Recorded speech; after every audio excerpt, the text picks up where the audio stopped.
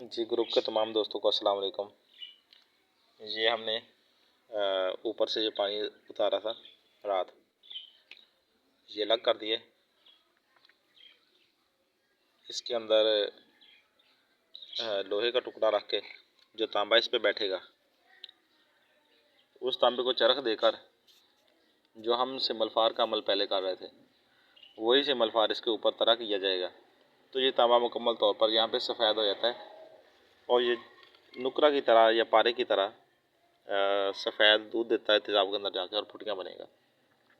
क्योंकि इसको पारा लग चुका है और गंधक भी से लग चुकी है इस तांबे को, इसलिए ये मुकम्मल तौर पर गोल्ड की तरफ जाने के लायक है।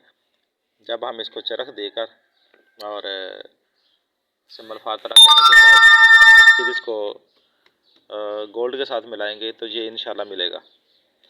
अब आते हैं हम पारे की तरफ। इसके अंदर मैंने पानी डाल दिया था, पानी डाल के ये रख दिया था। ऊपर वाला तेज़ाब वाला पानी अलग करके सादा पानी डाला था ताकि इसकी तेज़ाबियत ख़त्म हो जाए। ये आप देख लें, ये मुकम्मल तौर पर बैठा हुआ है और पानी भी हमारा साफ़ है। अभी मैं थोड़ी देर तक ये पानी सारा अलग करके इसको खुश्क करके फिर आज ही टाइम निकाल के मैं इसको चरख देता हूँ।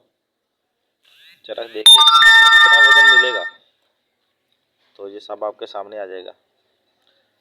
ये मैंने तकरीबन 5-5.5 ग्राम वज़न लिया था टिनकू का। उसको चरख देने के बाद जो मुझे इसमें से मेटल मिली वो तकरीबन 1 ग्राम 400 या 500 मिलीग्राम इतना वज़न था। 1 ग्राम 400 या 500 मिली के नज़दीक था। तो फिर उसको तेज़ाब किया। तेज़ाब करने के बाद उसमें से जो पारा बैठा है वो ये आपके सामने है। जब इसको चरख दूंगा तो इसका वज़न भी सामने कर दूंगा कि कितना वज़न आया है। इसी हिसाब से टोटल औसत भी निकल आएगी कि मेरे सारे अमल में से पारा कितना मिलेगा मुझे। जो ये पारा है ये सारे का सारा गोल्ड है, इसमें कोई शक नहीं। एक रत्ती भी इसकी कुछ और नहीं बनेगी, सारी की सारी गोल्ड है।